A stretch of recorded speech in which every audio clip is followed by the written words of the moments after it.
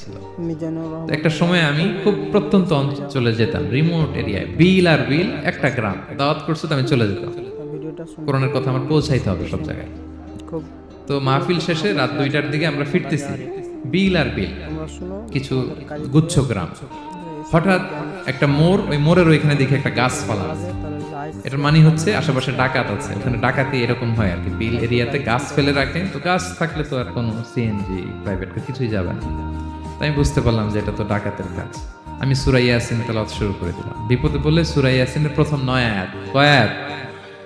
এই 9 আয়াত পড়বে। পড়তে আরম্ভ করলাম, ড্রাইভারকে বললাম একটু করে পেছাও। তো টর্চ মারতেছে বিল থেকে, মানে ওরা তো ওখানে উৎপেতে আছে। আমি পড়তেছি, কিছুক্ষণ পরে ডাকাত নিজে এসে গাছ সরাই দিয়ে বলতেছে যান। মানে ও কি করবে ও নিজেও বুঝতেছে না, ও যে কি করবে, ও কি করতে হবে ওটা